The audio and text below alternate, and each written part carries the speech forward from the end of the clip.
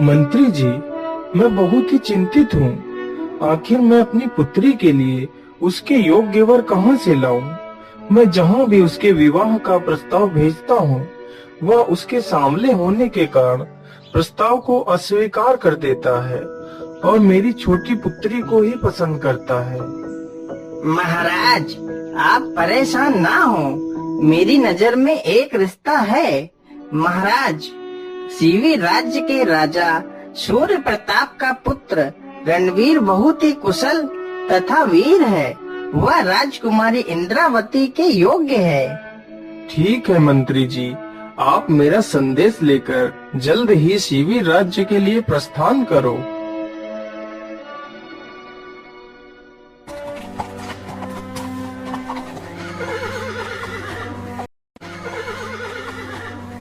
मंत्री जी, मैं आपके विवाह प्रस्ताव को स्वीकार करता हूँ, लेकिन मैं अपने पुत्र की इच्छा के अनुसार ही कार्य करूँगा। महाराज, मैं आपके जवाब की प्रतीक्षा करूँगा।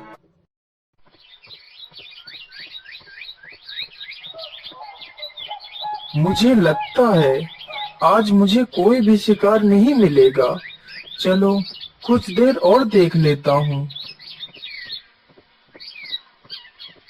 अरे, वहाँ पर क्या है? अरे, या तो एक खरगोश है। चलो आज इसे ही पकड़ लेता हूँ।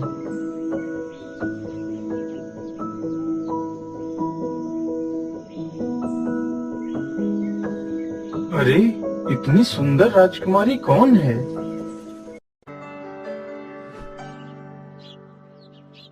फिर राजकुमार और राजकुमारी दोनों एक दूसरे को देखते ही रहते हैं और मन ही मन एक दूसरे को पसंद करने लगते हैं। रूपमती, चलो यहाँ से। अब हमने फूल तोड़ लिए हैं। तुम उधर क्या देख रही हो? कुछ नहीं दीदी, मैं उस खरगोश को देख रही थी। चलो अब हम लोग चलते हैं।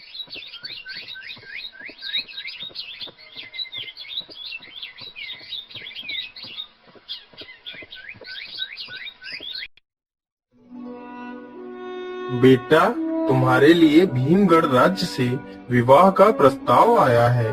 तुम्हारी क्या राय है पुत्र? पिताश्री, अभी मैं विवाह करना नहीं चाहता। मैं विवाह अपनी पसंद की राजकुमारी से ही करूँगा।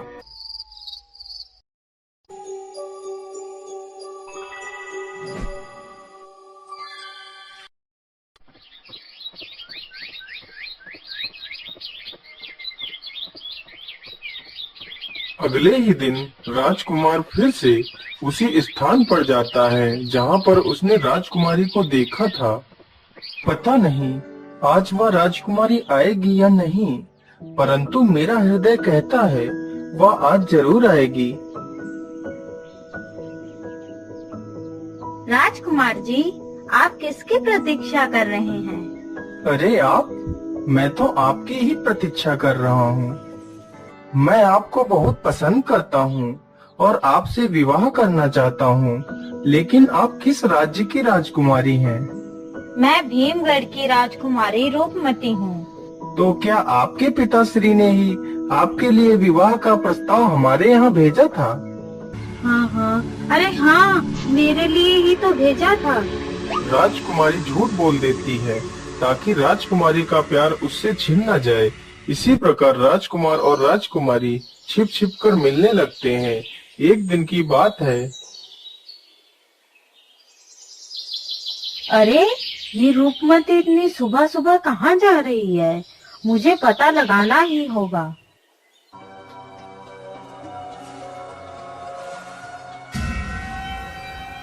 राजकुमार जी, हम कब तक ऐसे ही छिप छिप कर मिलते रहेंगे? जल्दी से मुझे अपनी रानी बना लीजिए। हाँ राजकुमारी जी, मैं जल्दी ही आपको अपनी रानी बना लूंगा, लेकिन मैं जानना चाहता हूँ, अगर कभी हमारे ऊपर कोई संकट आ जाए तो तुम उस संकट में मेरा साथ दोगी? हाँ राजकुमार, मैं अपनी जान देकर भी तुम्हें उस संकट से बाहर निकाल लाऊंगी। उन दोनों की यह सारी बातें राजकुमारी इंद्रावती सुन रही थी। इसी बीच कहीं से एक शेर आ जाता है। भागो राजकुमारी, अपनी जान बचाओ, इधर चलो। तभी अचानक से राजकुमार का पैर एक पत्थर से टकरा जाता है और राजकुमार जमीन पर गिर जाता है। राजकुमारी जी, जल्दी से मेरी तलवार लेकर आओ। लेकिन राजकुमारी डर जाती है और राजकुमार को अकेला छोड़कर वहां से भाग जाती है। तभी इंद्रावती पीछे से आकर तलवार से शेर के ऊपर हमला कर देती है। शेर घायल हो जाता है और डरकर भाग जाता है।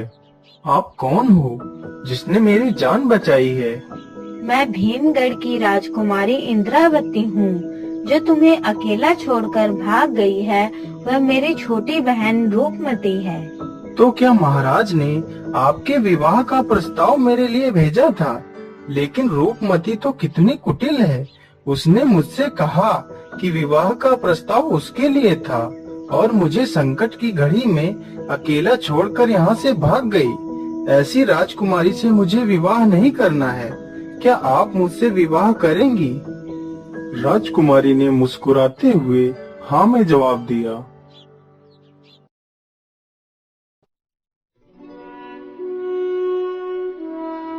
महाराज, मैं आपकी बड़ी पुत्री राजकुमारी इंद्रावती से विवाह करना चाहता हूँ।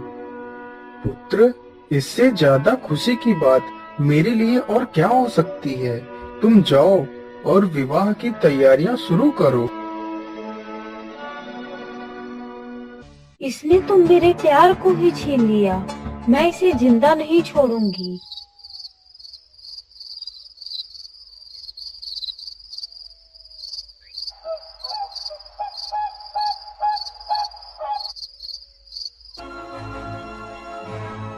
यह लीजिए, इसमें बहुत सारे कीमती हीरे और जवाहरात हैं। तुम्हें हमारी बड़ी बहन को मारना है। काम होने के बाद मैं तुम्हें और भी खजाना दूंगी। ठीक है राजकुमारी जी, आप चिंता ना करिए। हमारे साथी अभी बाहर गए हुए हैं। जैसे ही वह वापस आएंगे, मैं तुम्हारा काम करवा दूंगा।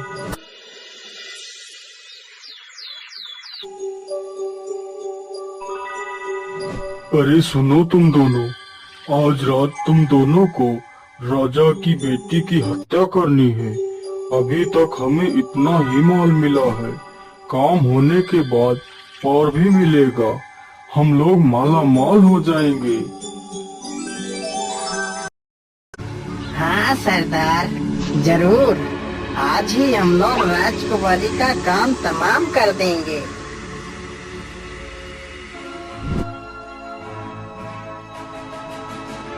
मुझे लगता है यही राजकुमारी है जिसकी हमें हत्या करनी है। वह लड़की तो इसकी दासी लग रही है। अरे हाँ, तुम ठीक कहते हो। चलो जल्दी से इसे रस्सी से पलंग में बांध देते हैं। अरे सुनो, मैं इसके मुंह को दबाकर रखता हूँ और तुम इसके ऊपर चाकू से वार करना। जैसे ही डाकू अपनी छुरी बाहर निकालता है, तभी इंद्रावती की नींद खुल जाती है। अरे ये कौन लोग हैं? यह तो मेरी बहन की जान लेना चाहते हैं। राजकुमारी बिना देर किए हुए तलवार उठा लेती है और डाकू के ऊपर वार कर देती है। दोनों डाकू डर कर भाग जाते हैं।